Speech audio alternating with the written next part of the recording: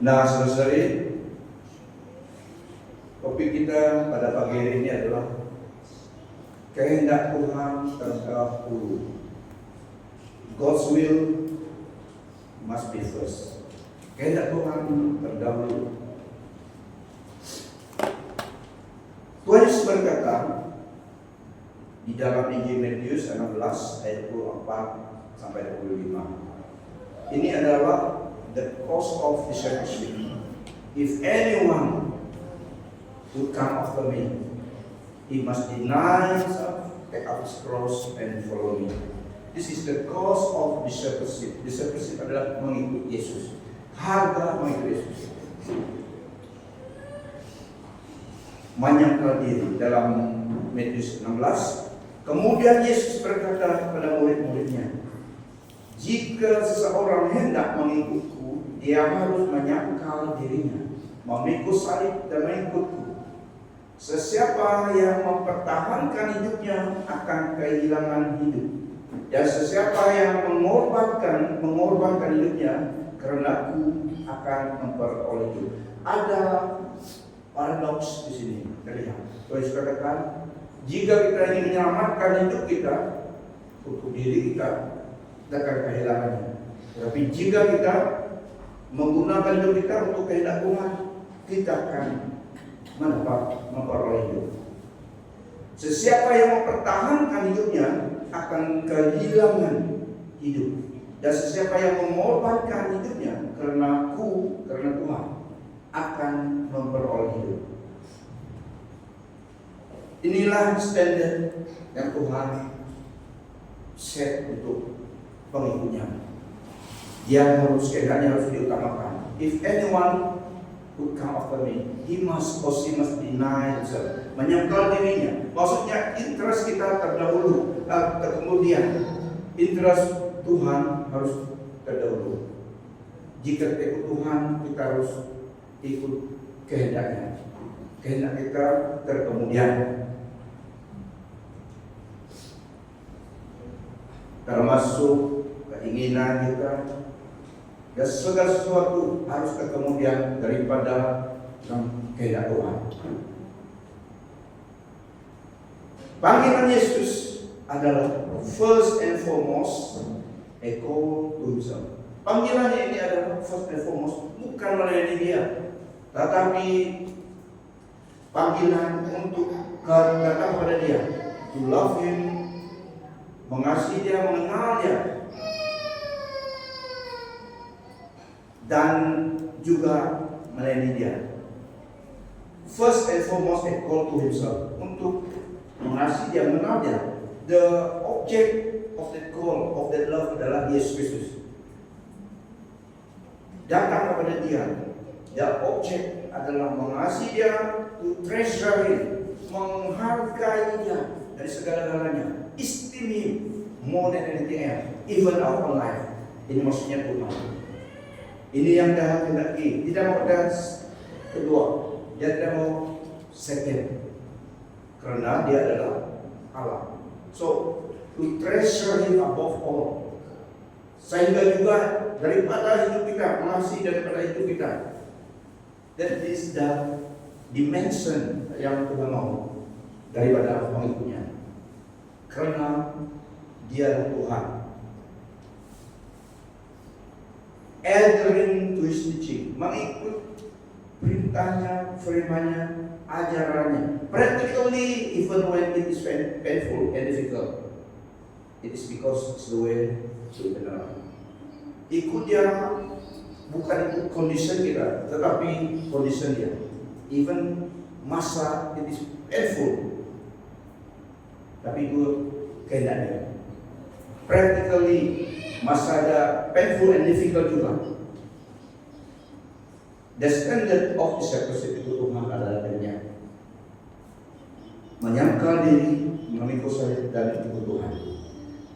Dan janji Tuhan dalam Markus, karena Petrus dan muridnya, Petrus dan kawannya, rekannya, karena Petrus selalu yang vokal, yang selalu bercakap, speak for them. Dan katakan, Tuhan, kami telah kehilangan segala-galanya.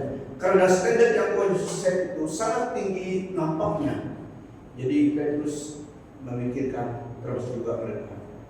Tuhan, kami telah kehilangan segala-galanya. What is there for us?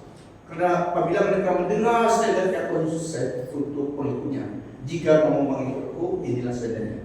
You must deny yourself and carry your cross. Jadi apabila mereka dengar sangat sukar, padahal mereka telah meninggalkan segala-galanya. So Petrus katakan kepada Tuhan. Kemudian Petrus berkata kepadanya, kami telah meninggalkan segala-galanya untuk mengikutmu. Dia macam heran.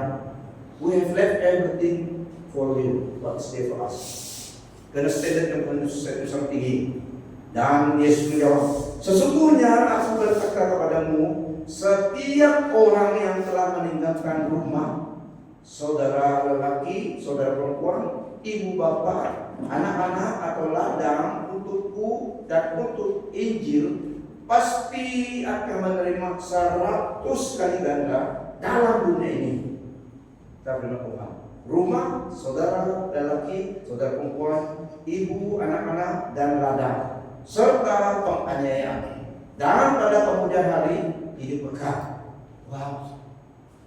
Petrus mendengar itu, berarti Tuhan pedulikan hidup kita. Lebih lagi jika kita membuat keputusan itu Tuhan. Dan lebih lagi kalau Tuhan panggil kita meninggalkan segalanya, ladang, keluarga, karena Tuhan, karena Injil, karena panggilan itu, Tuhan mesti memperhatikan hidup kita.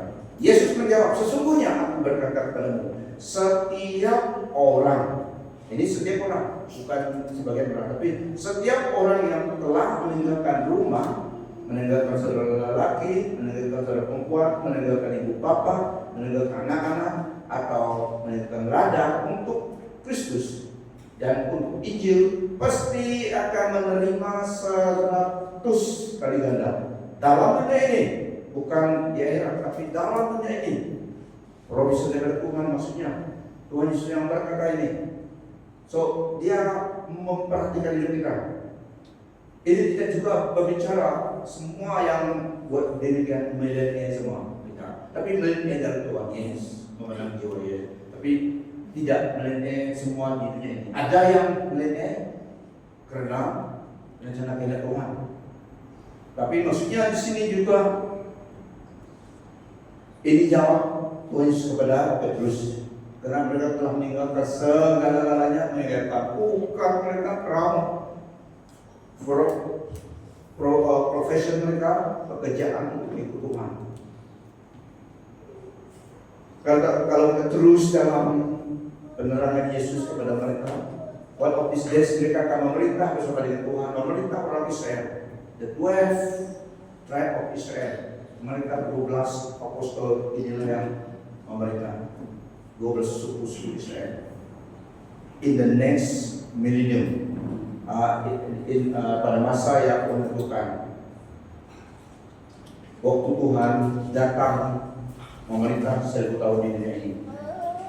So Tuhan Yesus kehendak Tuhan terdahulu, mengasihi Tuhan daripada segala-galanya. Dalam Yohanes 10 ayat 37 sampai 42. Sesiapa yang lebih mengasihi bapa atau ibunya daripadaku tidak layak menjadi muridku. Ini bukan bicara untuk kita mengajar atau membenci ayah ibu kita, tidak. Ini adalah comparison mengikut Tuhan, mengasihi Yesus daripada segalanya. Dalam Yohanes 10 ayat 37 sampai 39. Sesiapa yang lebih mengasihi sesiapa yang lebih mengasihi bapa atau ibunya daripadaku tidak layak menjadi muridku. Begitu juga sesiapa yang lebih mengasihi anaknya daripadaku tidak layak menjadi muridku. Kalau satu tugas yang khas, yang tinggi standarnya, memang standar untuk ikut itu harus begitu, supaya selaras dengan requirement itu. Kalau menjadi komando yang secret service yang terhadap, kalau seperti masuk dalam kumpulan Mossad ataupun Sinbad, harus latihannya tidak sepertinya latihan security guard ataupun tentara yang biasa-biasa saja. Tidak, memang latihannya adalah intens supaya dapat melakukan tugas yang akan diagihkan kepada mereka. So that's why the training memang berbeda daripada yang lain. The greater the responsibility that was going to be trusted to a person, the greater will be the accountability. Sesiapa yang enggan ataupun sesiapa yang tidak mau memikul salibnya dan mengikutku tidak layak menjadi muridku. Sesiapa yang mempertahankan hidupnya akan kehilangannya, dan sesiapa yang kehilangan hidupnya karena menjadi muridku akan mendapat hidupnya. So ada paradoks ini. Untuk Tuhan segala-galanya tidak hilang. Untuk diri sendiri dan untuk perkara yang lain, untuk dunia, semuanya akan hilang juga. Everything will be dust, seperti dust itu. Tapi ikut Tuhan, segala sesuatu yang kita invest, yang kita lakukan untuk Tuhan. Orang appreciate, tidak appreciate, is okay. Yang penting Tuhan appreciate yang dilakukan. The precious of man is a scandal, bahaya.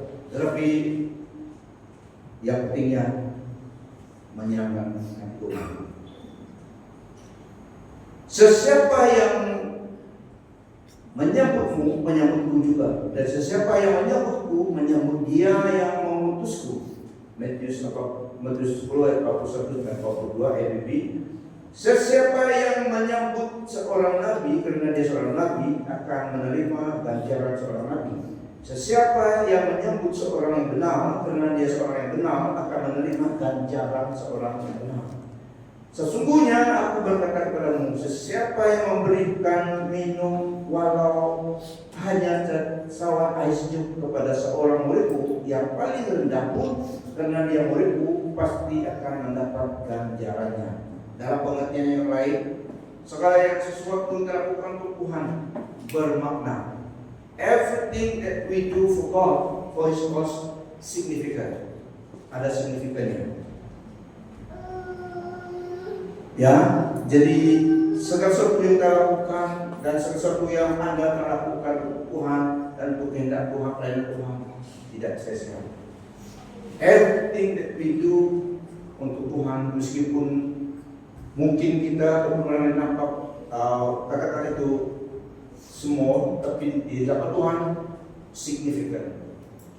Segala sesuatu yang kita lakukan untuk Tuhan, kita akan menerima upah dari Dia. Tidak akan kehilangan, tapi menerima upah dari Tuhan. Kenapa Tuhan mau kehendaknya terdahulu? His will or Himself must be first in our life. Karena manusia mudah terperdaya dengan menyembah ilah yang lain. Seperti dalam Keluaran 20 ayat 3, dia beri warning kepada orang Israel, you shall not have no other God beside me. Karena mudah hati manusia berubah, terpedaya oleh keadaan. Seperti dalam Keluaran 20 ayat 3 ini. Jadi itulah Tuhan mau kehendaknya, must be first. Kehendak Tuhan dan Dia harus terutama. Karena jika tidak, hati kita akan terpedaya oleh ilah yang lain. Yes, Exodus 20 ayat 3, you shall have no other gods before me. G-O-D-S. Banyak yang menjadi gods manusia, sehingga kesibukan pekerjaan jika dia melebihi Tuhan itu menjadi berhala. So inilah yang Tuhan mau mengikuti Dia. Siapa yang mengikut Dia, apalagi mengikut tim tenteranya, harus melalui screening standardnya. The greatest commandment dalam Matius 22 ayat 30 sampai 40, Jesus replied, love the Lord your God with all your heart and with all your soul and with your mind, with all your mind. This is the first and greatest commandment. And the second is like this, love your neighbor as yourself. All the law and the prophets hang on these two commandments. Tuhan mau kita selamat dalam hidup iman kita. Makanya dia harus yang menjadi dasar hidup kita. Supaya hati kita melekat kepada Tuhan dan tidak akan mudah diperdaya apabila dicurahkan berkat Tuhan atas hidup kita dalam tugas pekerjaan kita, dan kita jika Tuhan tidak terutama dalam hati kita, kita akan mudah berdalih. Jadi Tuhan mau kita selamat dan mengutamakan kehendaknya. Allah telah mencurahkan kasih-Nya dalam hati kita melalui Roh Kudus. Dalam Roma 5 ayat 5. Dan harapan tidak mengecewakan kita karena Allah telah mencurahkan kasih-Nya ke dalam hati kita melalui Roh Kudus yang telah dikurniakannya kepada kita. His love in our heart enable us to love God and others. Kasih daripada Allah itu sendiri yang membuat seseorang manusia, saudara saya, dapat mengasihi Allah yang tidak kelihatan dan juga dapat mengasihi orang beda sekarang. Karena kasih itu daripada Dia dan ditaruh dalam hati kita oleh Roh Kudus supaya memampukan kita bukan sedang mengenal Tuhan tapi mengasihi Dia, dapat mengasihi Dia. To love Him for who He is, His worth. Kita dapat melihat, melihat Dia dan Dia layak disanjung tinggi, dikasihi karena Dia Allah yang Maha Kuasa. Jadi kita dapat mengerti karena kasih Allah itu dicurahkan hati kita. Kita dapat mengerti kita harus mengasihi Dia dan kita automatically tahu harus mengasihi Dia dan mengasihi sama kita. Even musuh kita dapat mengasihi musuh kita karena kasih Allah dalam hati kita yang akan dicurahkan oleh Roh Kudus. Nah, saudara-saudari, kehendak Tuhan terdahulu. Tuhan mau kasih kita hati kita kepada Dia supaya untuk keselamatan kita, supaya kita tidak deviate, berdalih daripada devotion hidup kita. Revelation 2, Wahyu 2 ayat 4 sampai 5. First love. Wahyu 2 4. Namun demikian aku mencelakamu karena satu perkara, kamu telah meninggalkan kasih-Mu yang pertama. Nah, Tuhan mau dari segala suatu berkat kebaikan yang kita alami dalam hidup kita, kemurahan Tuhan, Dia tetap mau Dia yang terutama di dalam hati kita, devotion kita. Bukan berkat Allah yang dicurahkan itu. Untuk kita selamat, itulah Tuhan Yesus mau pelihara kasih semula kita kepada Dia, supaya kita tidak diperdaya oleh kebaikan berkat anugerah yang dicurahkan dalam hidup kita, tetapi Dia tetap yang objek devotion kita. Ini yang Tuhan mau untuk keselamatan kita. Gereja Tuhan di dalam Wahyu 2 ini karena mereka mulai meninggalkan kasih semula mereka. Yang mereka kasih dulu, yang mereka utamakan adalah Tuhan, tapi mulai mundur. Jadi Tuhan mau kita mengutamakan Dia. Kehendak Tuhan terdahulu. Pada suatu ketika ada seorang nabi, prophet Hosea. Ini adalah gambaran ketaatan ikut Tuhan dan juga gambaran kesetiaan Tuhan. Pada suatu hari Nabi Allah ini Hosea suruh dia cari seorang perempuan pelacur menjadi istrinya. Kalau anda mau atau tidak? Mau atau tidak? Tanya kalau mau atau tidak? Tapi Tuhan yang suruh Nabi Hosea, Nabi Allah yang kudus, dalam Hosea 1:2-3. Apabila Tuhan mulai berbicara dengan perentaraan Hosea, Dia berfirman kepada Hosea, pergilah beristrilah seorang perempuan pelacur dan milikilah anak-anak pelacur, karena luar biasa besarnya pelacuran penduduk negeri ini dengan meninggalkan Tuhan. Tuhan menggunakan nabinya memberi kesadaran kepada umat Israel pada masa itu. Karena umat Israel setelah dipimpin Tuhan keluar dari tanah Mesir dan diberkati, mereka mulai lupa akan Allah yang benar dan mereka mulai menyembah ilah-ilah orang sekitar mereka yang tidak mengenal Allah benar itu. Jadi untuk menyadarkan mereka, pada masa ini Tuhan menggunakan nabinya, Nabi Hosea. Dia mengawini seorang pelacur dan ada anak. Nama anak itu juga ada maknanya. So Nabi Hosea ikut, maka pergilah dia mengistrikan Gomar. Jadi nama istrinya yang pelacur itu Gomar, G-O-N-R. Anak perempuan di Diam. Perempuan itu pun mengandung dan melahirkan seorang anak lelaki baginya. Itu kehendak Tuhan. Jadi Nabi Hosea ikut. Tuhan justru menggunakan keadaan itu menyadarkan orang Israel yang terlalu mudah lupa dan menyembah ilah yang lain, menyembah matahari seperti orang Kanaan yang tidak menyembah Allah yang benar. Padahal mereka adalah milik kepunyaan Allah yang set aside untuk menjadi terang bagi dunia, bagi bangsa yang lain pada masa itu. So inilah Hosea, Tuhan menggunakan supaya menjulitkan mata orang Israel, hati mereka semula kepada Allah yang benar. Hosea 3, 1-2. Tuhan berfirman kepadaku, pergilah tunjukkanlah cintamu kepada seorang perempuan yang berzina dan juga dicintai lelaki lain, sama seperti Tuhan mencintai orang Israel. Sungguh pun mereka berpaling kepada Tuhan lain dan menyukai kue-kue bisnis. Kue-kue bisnis. Saya lihat kue-kue bisnis adalah kue yang ada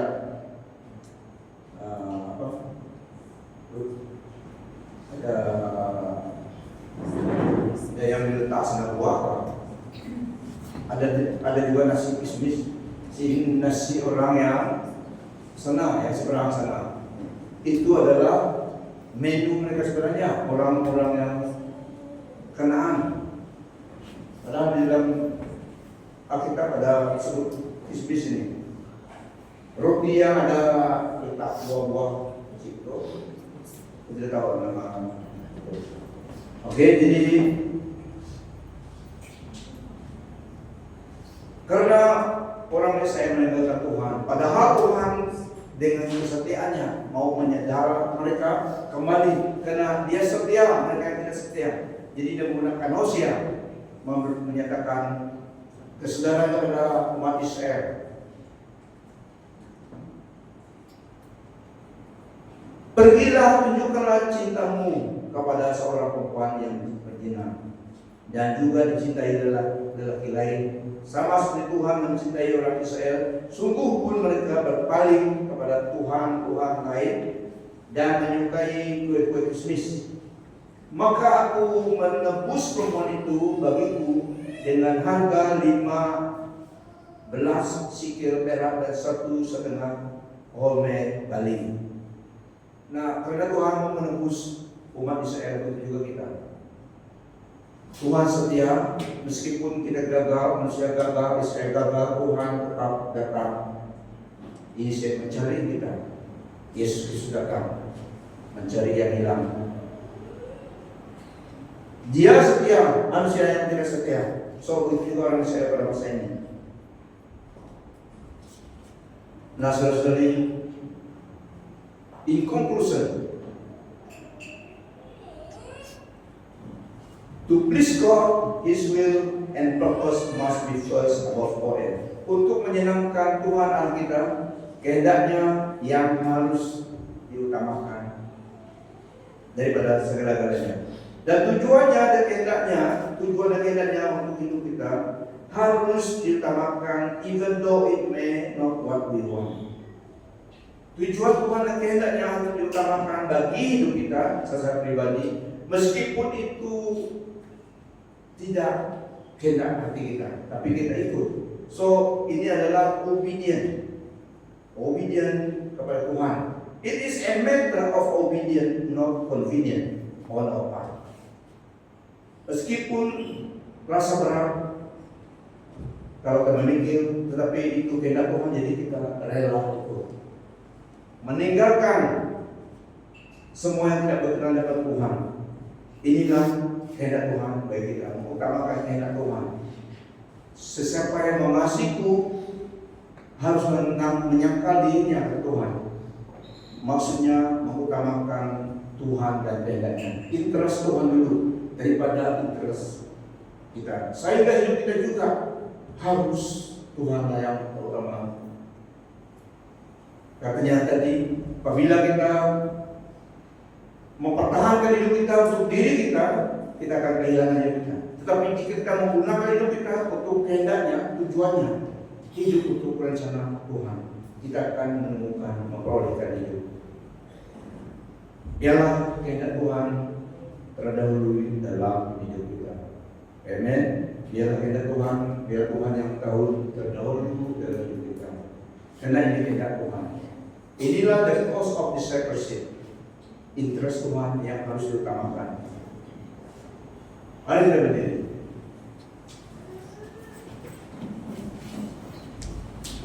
Semuanya yang Tuhan katakan dalam firman-Nya, instruction, ajaran, teguran dari Tuhan, karena Dia mengasihi kita, karena Dia tahu yang terbaik bagi hidup kita.